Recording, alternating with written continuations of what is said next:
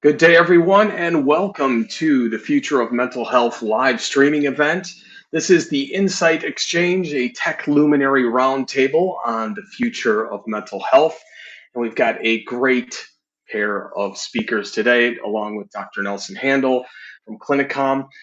Let's go over the panelists, and then we'll dive right into our first question. We're, of course, joined by Dr. Nelson Handal, MD, who is a distinguished fellow of the APA and the chairman and president of Clinicom.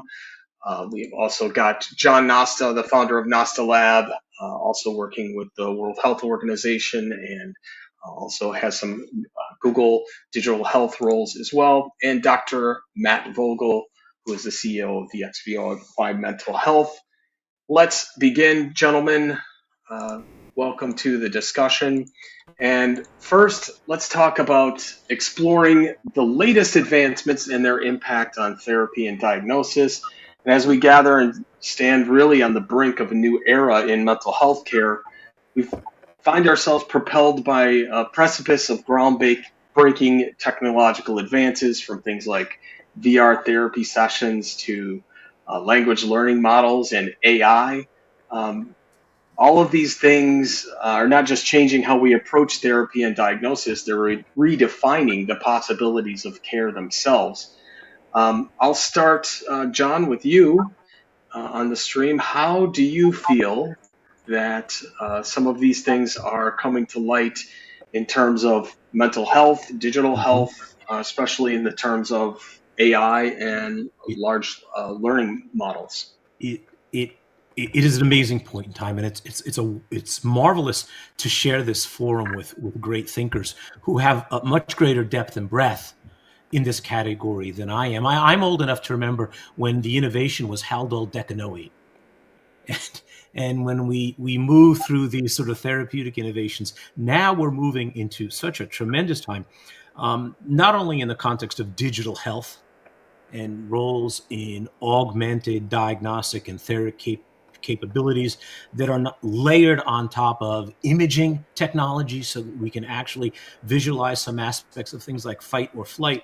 But for me, the big bang of mental health in many instances is the emergence of large language models. And I say this with a bit of naivete, but what I'm beginning to see is that the large language models, not only with their computational capabilities, but with their unique ability to conjure and facilitate a dialogue with patients, with and without mental health professionals, offers an extraordinary platform. So as I sit back and look through the transformative eras of digital health, what I find is that that AI offers an opportunity to tackle, and again, I'm going to get in trouble here, guys, but to tackle the subjectivity of mental health.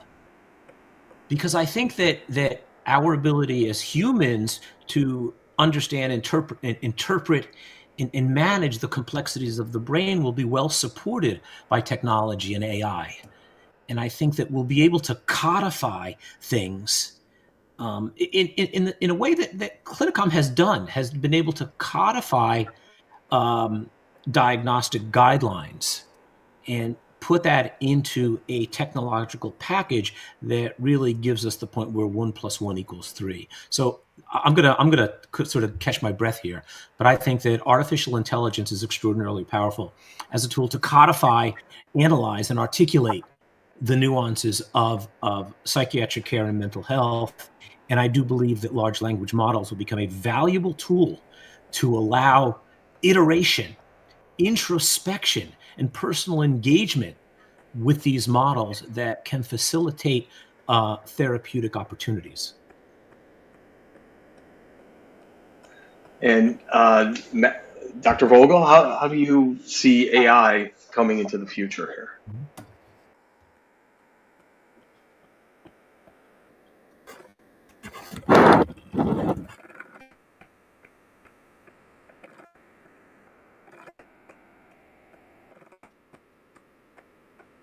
Dr. Vogel, we may have you on mute here. So I apologize. I think the error was on my end. So I was first making a correction that it's actually Mr. Vogel, not Dr. Vogel, but because I don't want to take credit for work I didn't actually do. But yeah, I agree that AI it's an incredibly exciting time. I think we also need to be sort of cautious in terms of what our expectations are, because right now it's the most exciting and most talked about breakthrough in technology by far. It's also the most feared, and one when you look at surveys and stuff, that patients and providers do have a lot of skepticism and a lot of high levels of mistrust. Depending on people's age, there's certain demographics that are more excited about it than others, certainly. But like with all sectors, people immediately go to, well, is this going to replace my job? Am I no longer going to be able to find work as a therapist? And of course, the answer is yes. That I don't see any situation anytime soon where the humans are going to be replaced in that.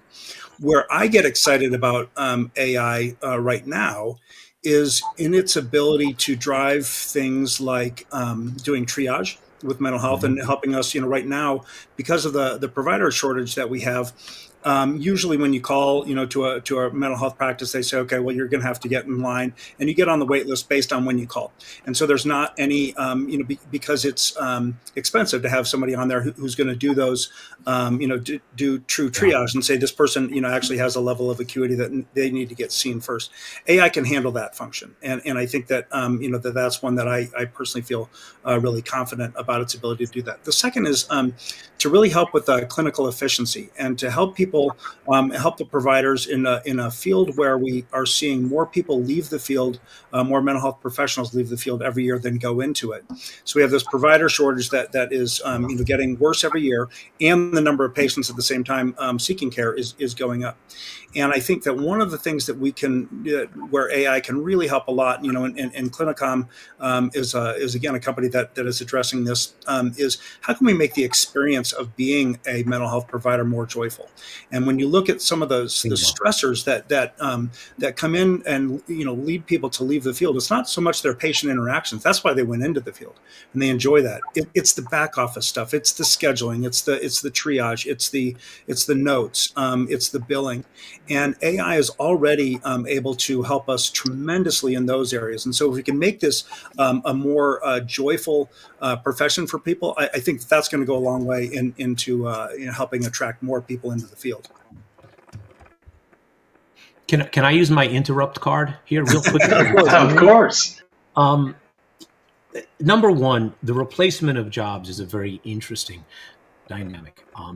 And I think that just as the camera did not replace the portrait artist, the augmentation of clinical practice with artificial intelligence will expand the circle. And I think that's going to be very, very interesting. Now, that may change the roles, that a psychiatrist may be pushed a little bit farther down in the continuum as we see other modalities for early diagnosis and, let's say, preliminary treatment. So that's one thing. I think the circle will expand in terms of care and care providers. And I think that, yes, the logistics will be better managed. But I think to sort of label artificial intelligence as the tool to manage logistics is underplaying its profound utility. And this is where I want to get back to the word joy, because I think you really hit the nail on the head here. And from my perspective, and what the data shows rather conclusively, is that there is a productivity triad that emerges with artificial intelligence. And I think this can be directly related to the clinician. The first is fast. The second is better. We know those. We know that things happen quicker. We know that because of the large language model ability to formulate and disseminate knowledge, things are smarter. And I think that's fairly well established. In some instances, even better than the clinician. But you hit the nail on the head. Because the clinician is allowed to engage in a dynamic engagement with the patient and with the large language models, they actually spark the genius within.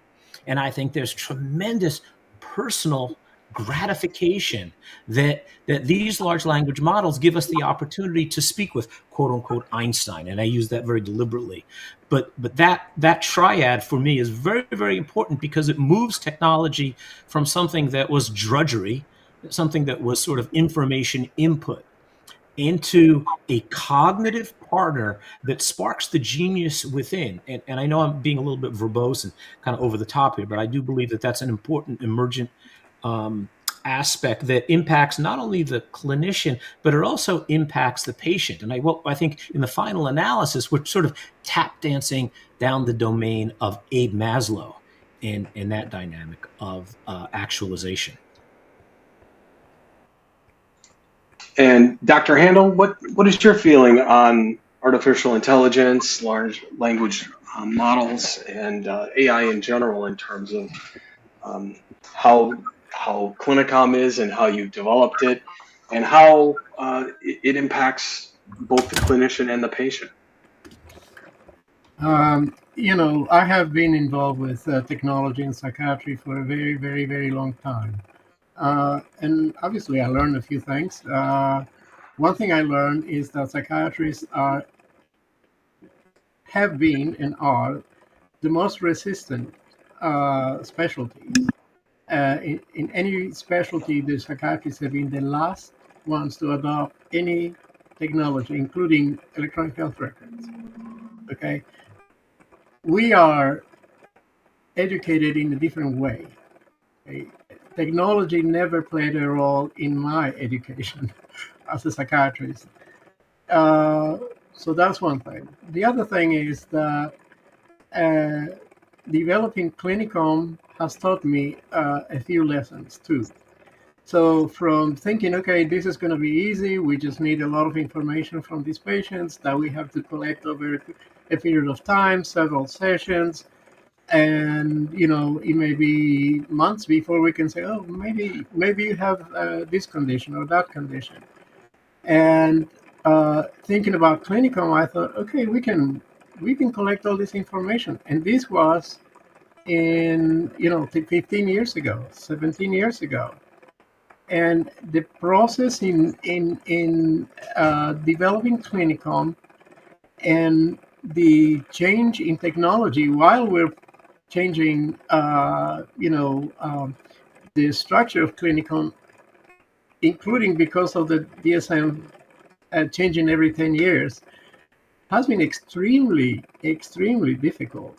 So, for instance, you need a platform, to develop your algorithms, and we were using a German platform that was an award-winning platform back 15 years ago, and that platform was like having every page that the patient would answer questions in was like a website. So it was extremely slow, etc. So the point I want to make is I have lived the growth in technology and in the need for having problems resolved in psychiatry that are related to information. So I lived it. And right now we have, Clinicom is a clinical decision support system, basically, for mental health. And if you ask me, do we use AI? We cannot claim that we use AI because the decisions are made at the end of the day by the doctor. He has all this information, and then the doctor can accept, reject, or add any condition to the assessment. So with AI, basically all our algorithms, and we have fascinating algorithms. I just get fascinated just looking at them. Will probably be replaced with AI. And we are in that transition, and I think eventually we will get there. So the decisions will be based on the algorithms being taken over by AI, but not only that, but the diagnostic decisions will be also probably taken over by AI. So where is the doctor here? What happens? And I am a absolutely fanatic of understanding people's connections. Yeah. I love to talk to people. I just saw a patient and she had possibly pseudo seizures. She went to the Mayo Clinic, this, that, and the other. And I told her, she's like 19 years old, we will just give you this medicine. I told her this like 3 months ago, and hopefully those pseudo seizures go away. And they went away. And the connection with those patients, the connection with the parent, um, and normally I thought about these connections in a scientific way. I know this, I'll relate this to you, I'll make that decision, and hopefully you get better.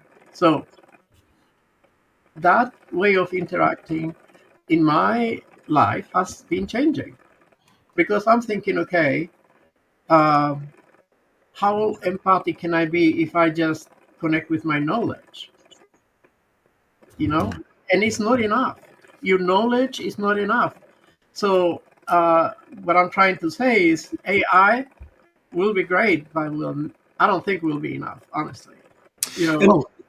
And I, one of the things you said that really resonated with me was about the field of psychiatry and mental health being slower than others to adopt technology, and it in my mind goes to a really important point, not just with AI, but with whether it's VR or apps or any other kind of new technology that comes out that has a lot of promise, is that we don't give enough thought to implementation. And sometimes the implementation, oftentimes, most of the time, the implementation is not going to be as fast as in terms of developing and rolling it out as the development of the technology itself. So I think that if we want AI or any other technology, we certainly have seen this and are currently seeing this with VR. If it's not, made part of the training programs, if people aren't, coming into the field and into the professions, using the technology and really understanding how it can be an augmentation and not a threat to replacement, I think you're going to have much higher levels of buy-in. Because if you don't have the buy-in, it doesn't matter how great it is or what it can do, and whether that's AI or anything else. And so these are lessons that I don't think we as a society have done a very good job of learning, because we don't have to dig too deep to find a long series of really great, promising technologies that have the potential to improve diagnosis and treatment and post care, but they haven't ever had the level of adoption that we thought they would, and certainly not the level that they should, given their ability to improve things. But because they were rolled out the wrong way, and you mail something to somebody and say, "Here's this great thing," it's not going to work, especially when you come to a technology that's so misunderstood and so feared, like AI. But again, I think VR is a perfect example of that. Something with incredible potential. And yet, why isn't it ubiquitous right now and being used in every provider's office?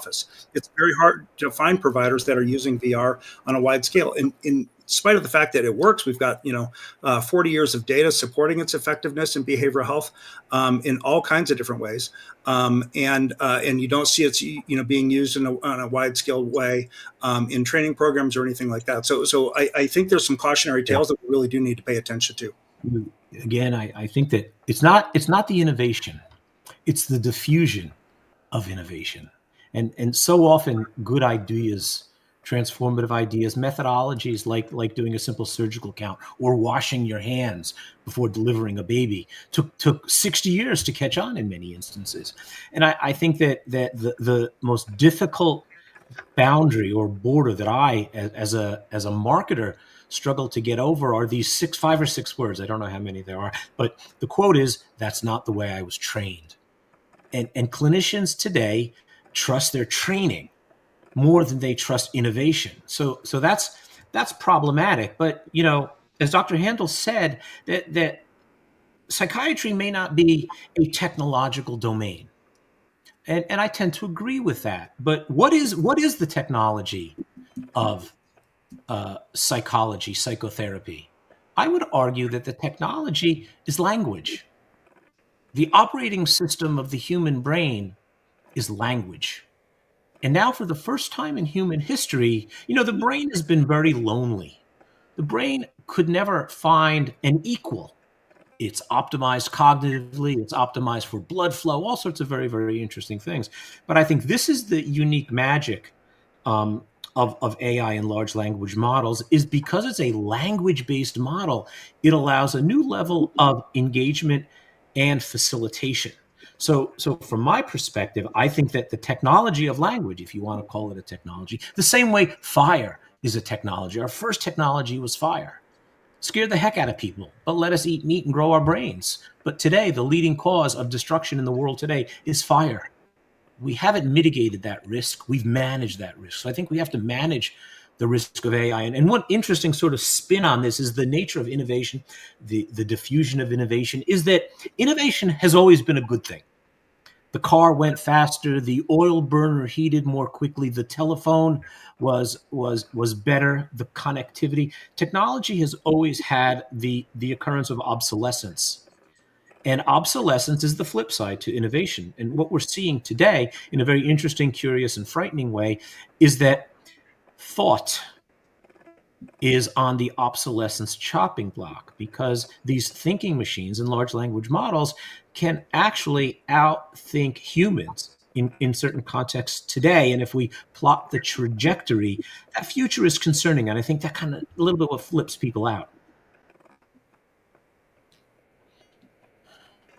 Yeah, I think you're right. I would add to that. What is unique, and I do believe this about the mental health field, is that I can hate my cardiologist, and they can still make my heart better. I can hate my radiologist, and even though AI can read those scans better than a human, but I can still get better if I don't trust my mental health provider fully. I'm not going to get better, because I'm not going to divulge things. I'm not going to share the way that I need to in order to get better. And so I think that if we go too fast, and that's where I like the idea of using AI in ways that can help in sort of the background first, and get both the providers and the patients, because there are you look at the studies and there are really high levels of mistrust, not just with AI but with all technology when it comes to mental health for both patients and providers. And so if we don't take that trust seriously, the technology may be better than the human brain. I don't know, but if it's hang on. I agree. It really doesn't matter if people won't trust it. They won't use it. I can't tell me are eggs good or bad for me. I mean, I still can't get that answer out of my cardiologist about dietary options. Is the keto diet good? Should be on a plant-based, low cholesterol diet. Trust is a very precarious notion today, pushing through COVID and all sorts of things. So yeah, that's such a difficult problem that we're seeing. Do you trust the technology? Do you trust the clinician? And that's a struggle. I think that's a really interesting struggle, because we are in that domain now. Yeah, and there is a third area of trust too, which is, do we trust the industry? Do we trust Google? Do we trust Facebook? Do we trust Meta? Do we trust SpaceX and all of these companies? And I think that there's a lot of concern there. And who owns my data? What's going to happen with that data? And that part is we have to really take that seriously too, because we have a fairly good history of the tech sector overhyping what things can do, and telling us, you look back in the year 2000 and all the hype that was when there was a new transportation device coming out, and Steve Jobs boldly proclaimed that this was going to be bigger than the internet, and people were saying it's going to completely change the way that cities are developed, and we heard this for over a year, and it turned out to be the Segway scooter. And I think that when people are sort of duped like that, enough that consumers, whether that's patients or providers, have what I think is a well warranted and healthy skepticism about stuff, and that doesn't mean that we don't develop these things. It doesn't mean that they don't have potential. It just means that we have to be really thoughtful about how we roll things out, because again, just saying to people, here it is, it's better. It is simply not enough if the trust isn't there. Mm-hmm. Mm-hmm. Okay, let me take a few moments here to clarify a few things that I think are very important. Yes, language is probably the way we communicate with our patients, and it always will be the way we communicate with patients. Trust is absolutely fundamental for our field in psychiatry to be able to put every bias away from the patients getting better. Patients will not get better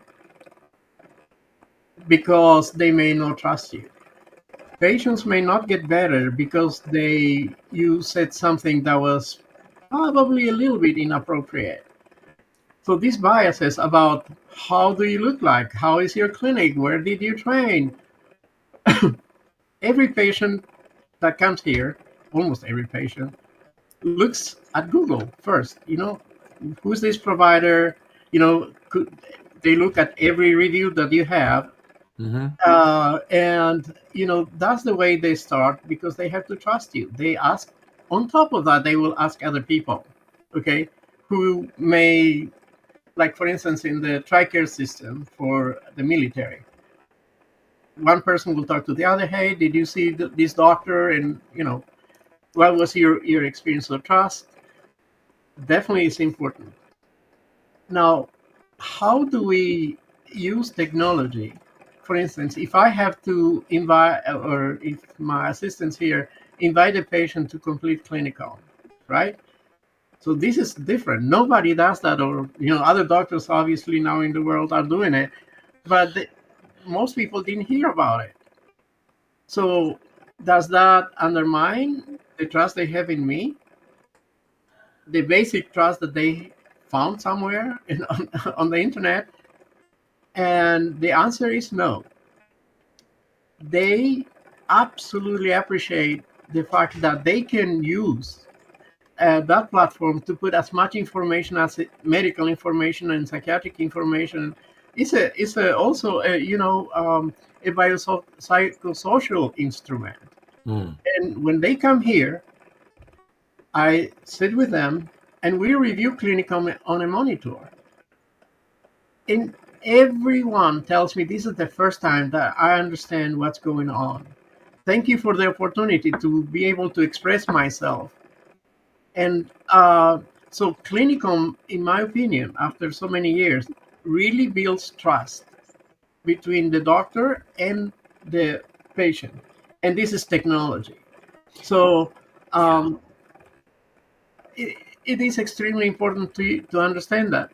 But does another doctor who you want him to or her to use Clinicom, do they trust? They don't have that experience yet, so they may have very reluctant at the beginning. That's why them using it makes them trust it more. I think you're spot on. There's an old pilot adage: trust your instruments, because visually you'll be confused if you're a pilot, especially in jets. But it goes back to an earlier relationship I had with GPS and with Waze. I would shake my head and say, I'm not going to go down that road because I don't want to go that way, even though Waze is telling me the way to go. And I think that we're seeing a level of increased trust and confidence in technology to provide solutions that may be outside the domain of my knowledge base or even my cognitive capacity. I think that the other word that comes into this, and I'd love to hear your comments on this, not only is trust, but is the sense of empathy.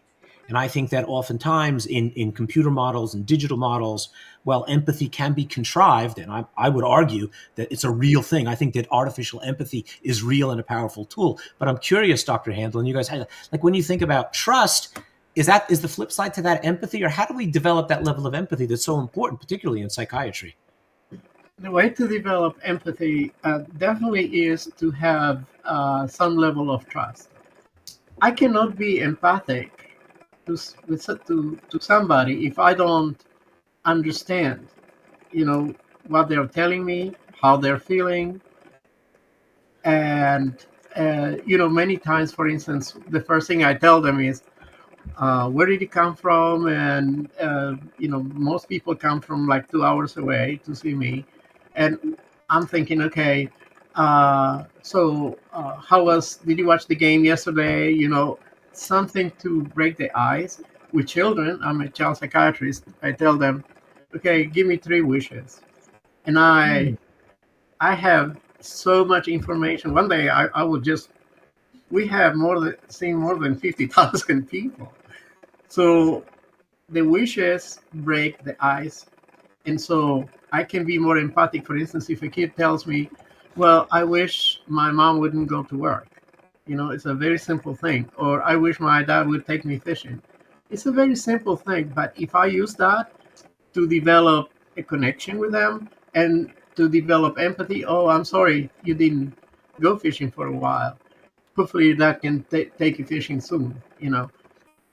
It is extremely valuable for that kid to trust me later. Next time he comes, he's going to remember every little thing that I said to build trust with them. And so definitely, it is important, the trust to develop empathy.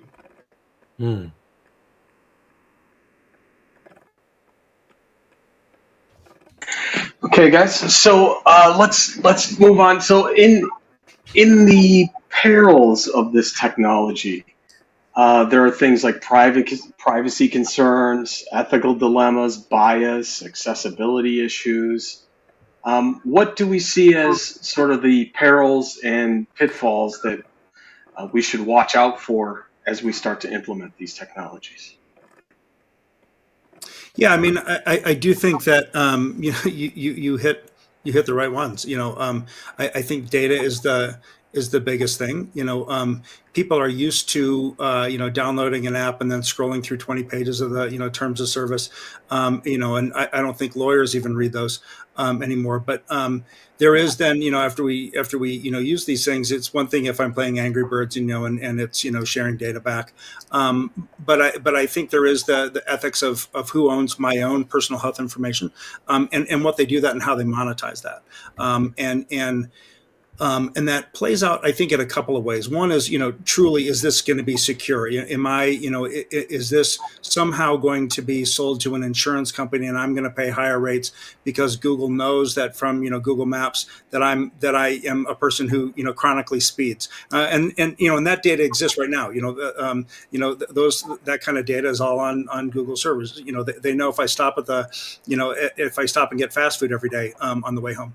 And right now, whether they're sharing that data or not, they could. And so there is the concern of, how might this affect me? But then there's also just sort of the principle piece where people say, and I've heard, a number of patients and people that we've interacted with who say, even if it's not going to be used in a way that impacts me negatively, I don't want to enrich some other third-party, company who's going to be, doing, something in some way that's going to monetize my data. So I think for me, the biggest concern is always going to be not the security of that data in terms of whether it's going to get hacked or not, but how is that data going to be used? And might it, once I accept the terms and conditions of interacting with these technologies, that are in many cases owned by or controlled by a for-profit entity, I think that does raise some concerns with people, and we need to find ways to really address those concerns, and to educate the public, because that's one thing that we're not doing a good enough job on, is to really educate people about what their rights are, and about what potential risks are, and for using their personal health information through different tech platforms, whether it's VR or AI or apps.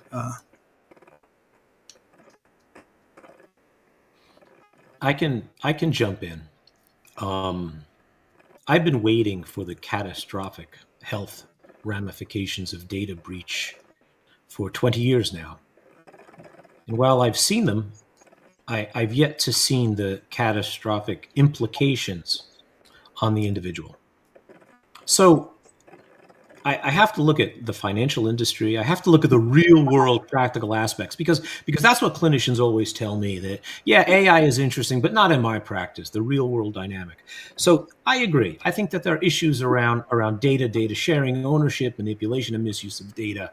I think that's going to be managed, and that's going to evolve over time. Things like bias is fascinating to me, because I want to say something, and again, I'll be a little controversial for the sake of argument. The biggest bias that exists today in healthcare is the clinician. If we look at the use of pain management, there's a tremendous ethnic bias, the way patients are treated for pain. So the interesting thing to me is that technology, particularly AI, is going to shine a light on the human frailty. It's going to be able to dissect and define the crappy results we get in many instances using SSRIs versus placebo. So this is where I push on that a little bit, because I think that technology, particularly artificial intelligence, is going to allow us to see the frailty of humanity, not only patients, but also clinicians. So that's kind of my area there, where I just want to kind of put that out there for discussion, because I think that the human model is rather flawed, and humans are defined by achievement.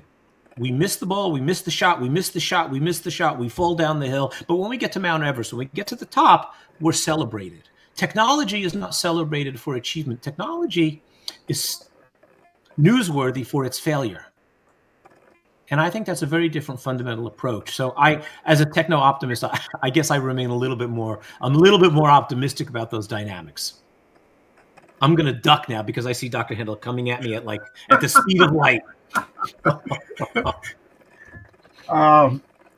No, actually, I really appreciate you, John, as an incredible thinker. I appreciate how you're thinking.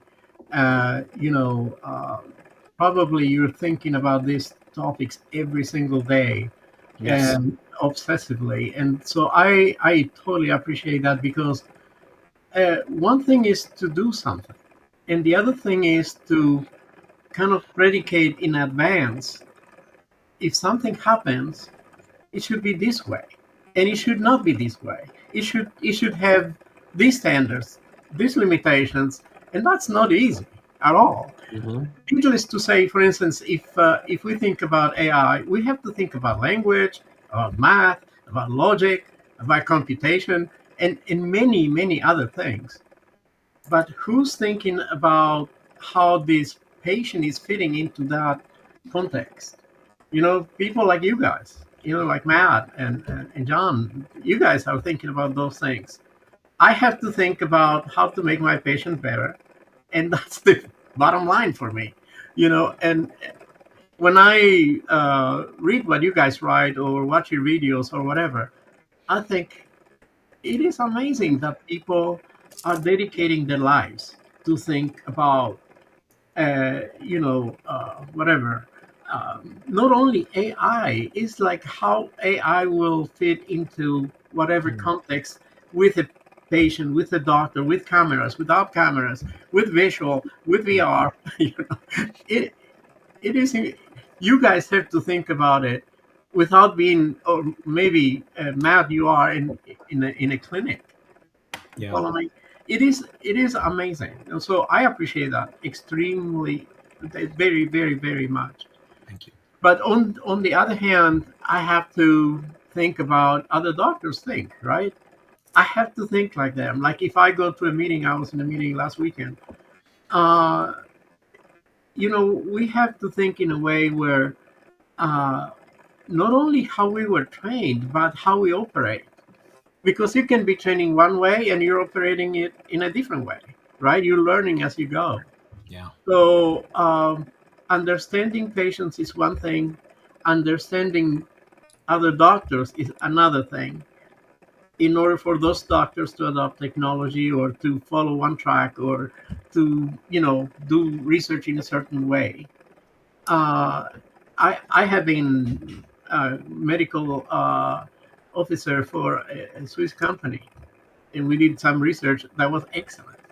We won an award in Europe.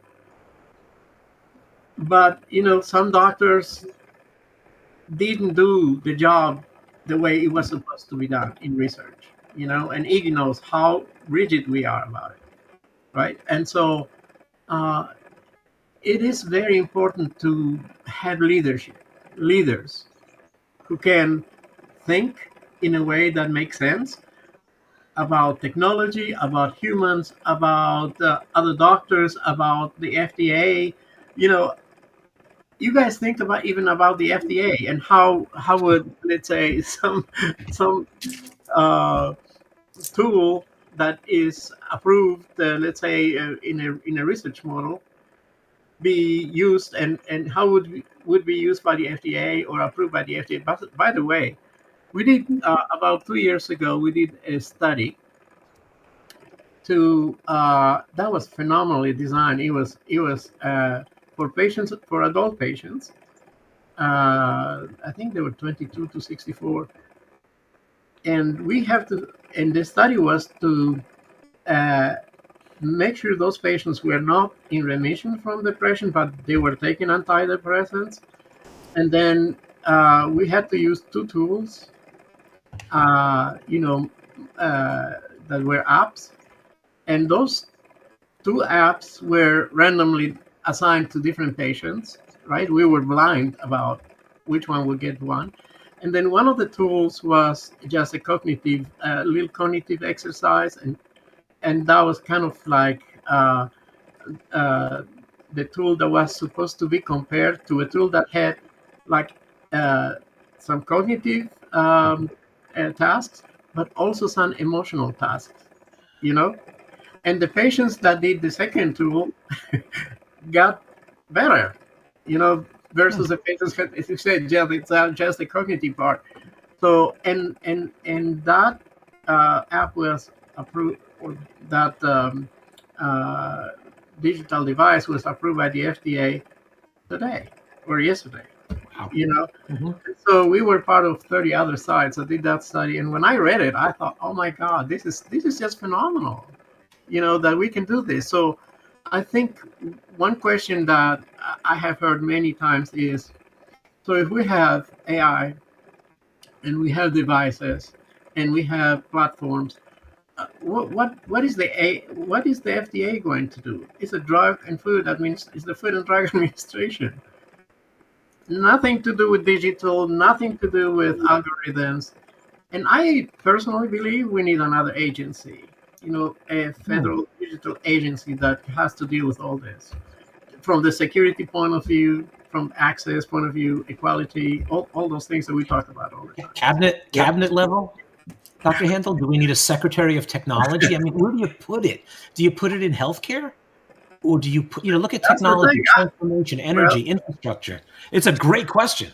Yeah, and regardless of where you put it, I think you're right. I mean, the FDA is scrambling. They don't know how to evaluate these technologies. And you look at the digital therapeutic track that is used to evaluate the efficacy of apps.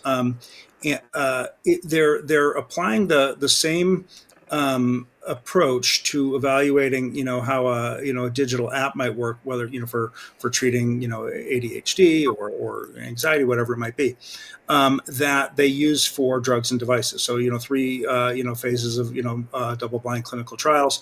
But those trials, what's different about taking a medication every day and using an app every day is that how an app gets used in an incentivized trial, where there's people following up and a lot of structure around it, doesn't tell you very much about how that's used in the real world. And right now there's not enough thought, and it's not that the FDA doesn't see the problem. They do. They want to fix it, but we don't have a mechanism right now to see how are these things used in the real world. And it goes back to what I was saying earlier about implementation, because if something performs, if an app performs well in a clinical trial, it tells you very little about how that app is going to perform in the real world once a patient downloads it or gets it recommended by their provider. So I absolutely, I think that there needs, whether it's a new agency or a new arm within the FDA or some kind of new thinking, because the approach we're taking right now is not working. And my fear is that, then we're keeping, potentially some good things out and letting some things that maybe aren't as effective through. And both of those are huge problems.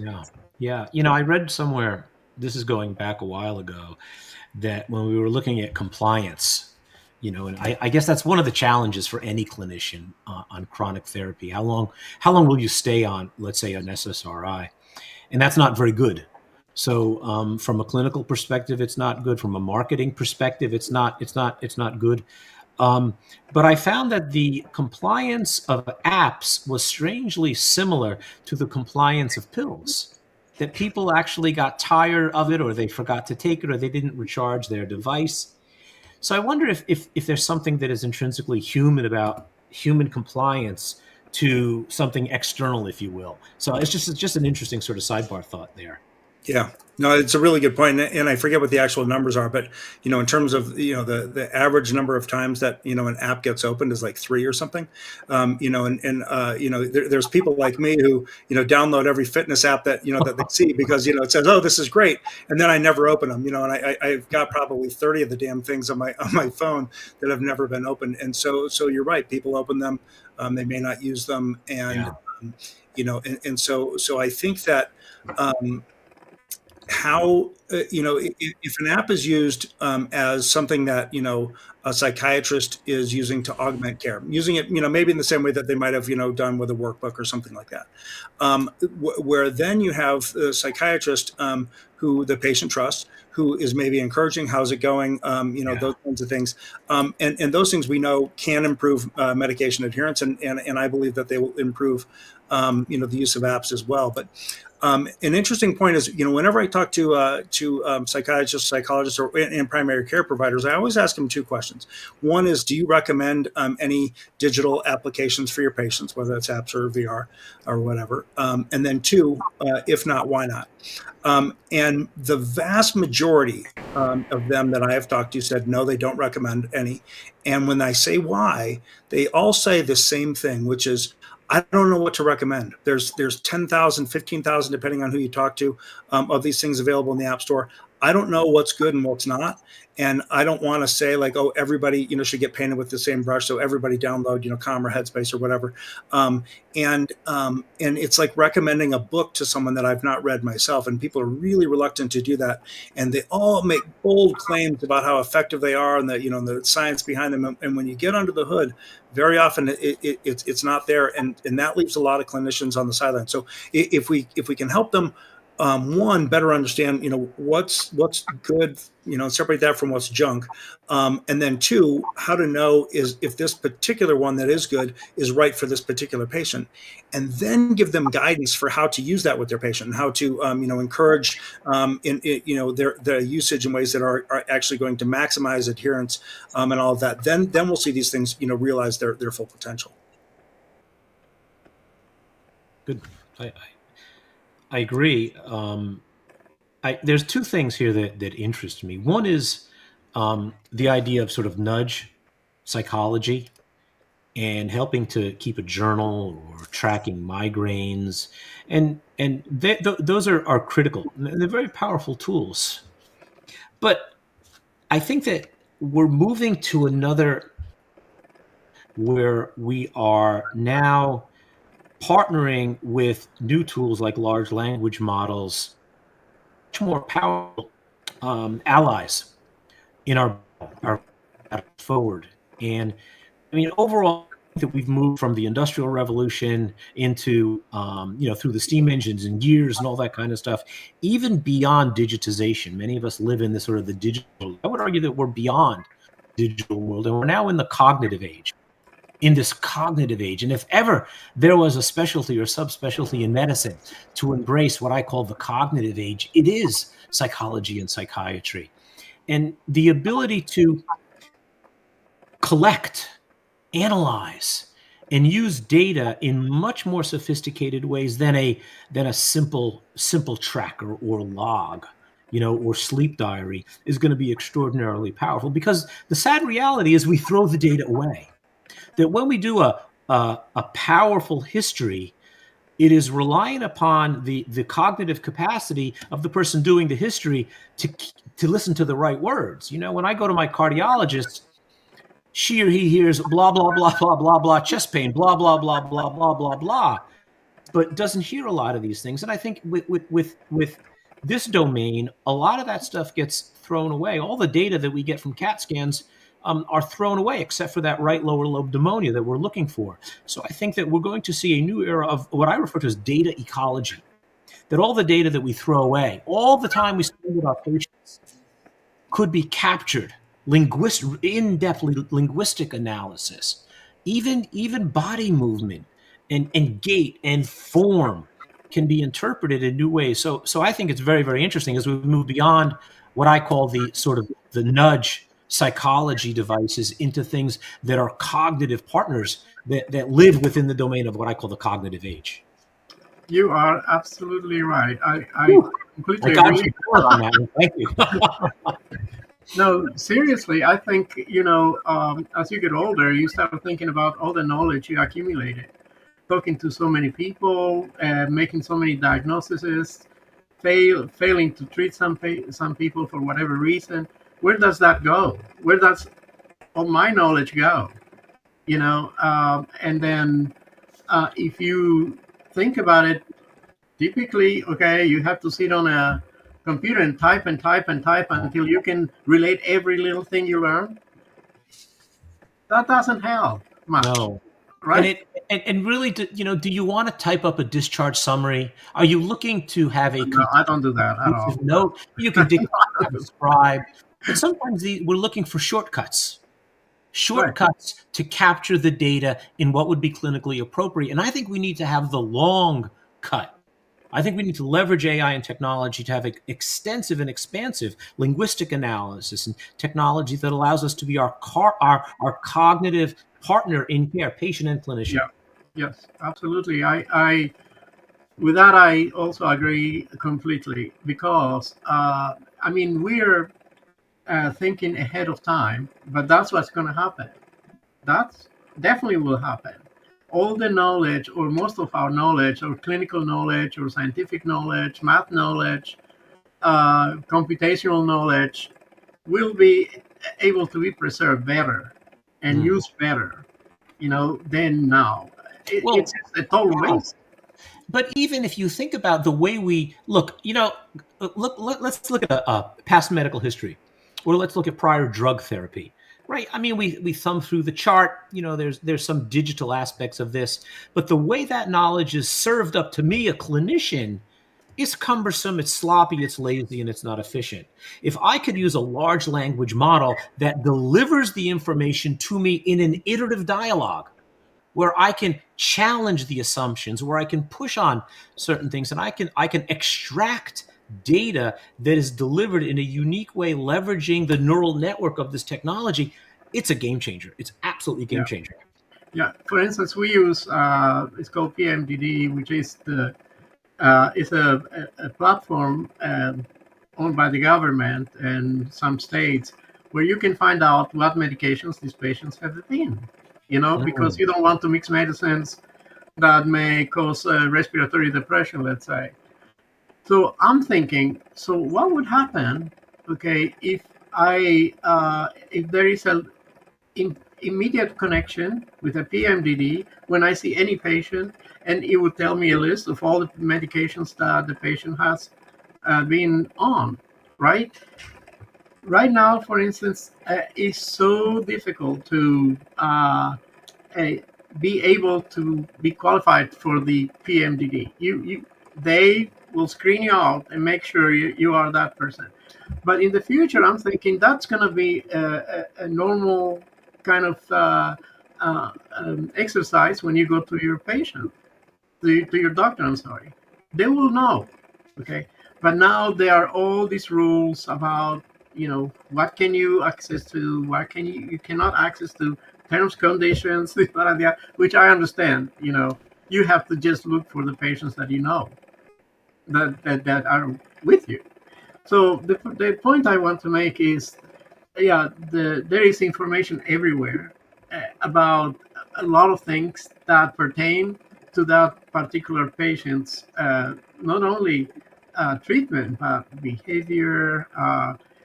For instance, in Clinicom, we ask them, okay, have you ever been in jail? Right? Mhm. You would be in front of somebody and you would never guess that person was in prison for 10 years. It's just shocking sometimes. So the point is, I think we have to get more and more, we have to be able to get more and more access to information that pertains to patients. But the security and safety is a major concern about that. The security and safety that the patients may have, that the doctors may have, for accessing something they should not access. So all these thoughts are very important. And knowledge, information, language, logic, computation, AI. This is something that we need to talk more about. You guys are leading the path, though. I think that Clinicom's DNA is exactly this in many ways. By consolidating well-established methodologies into a technological platform, I think that's that certainly is one, if not multiple steps into having this available to patients and clinicians around the world. Yes, thank you, John. We have many ideas how to make it better. For instance, with face recognition, with voice, analyzing language, eye tracking. There's so many other tools that we have to incorporate and into Clinicom.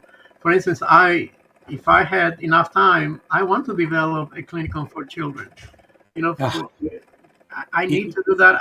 I know in my brain exactly how to do it. You guys might remember the Krebs cycle. I don't know if you remember the tricarboxylic acid cycle, right? Hans Krebs' autograph is on my wall in the back, so I'm a real geek. But my 15-year-old daughters were studying biology, and they were trying to learn a little bit about the Krebs cycle. 1,6-fructose diphosphate and how many ATPs and all that mumbo jumbo.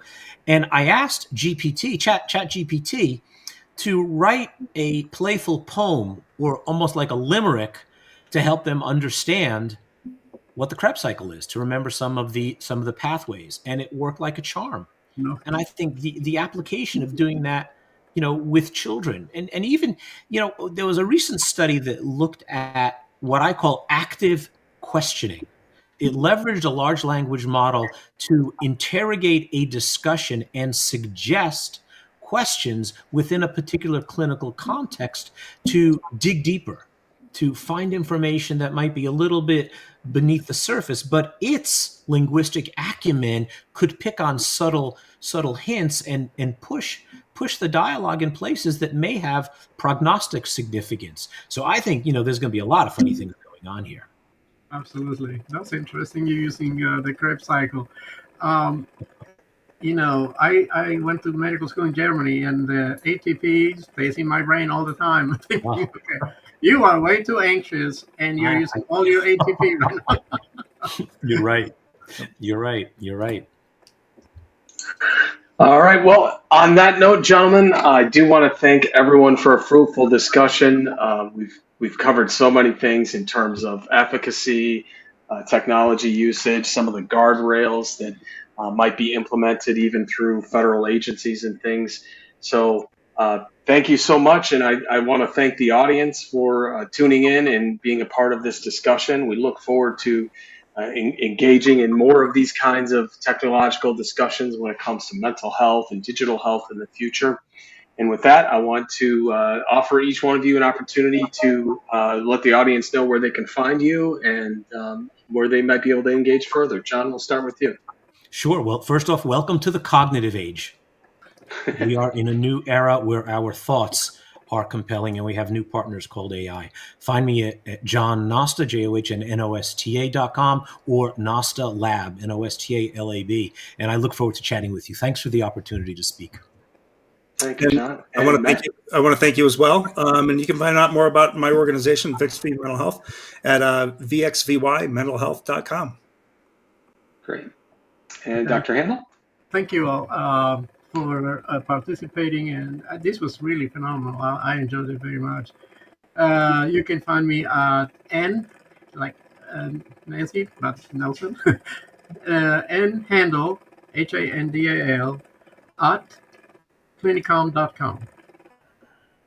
Wonderful. Thank you very much, gentlemen, for the discussion. We look forward to more in the future, and we'll end the broadcast here. Thank you. Thank you. Thank you.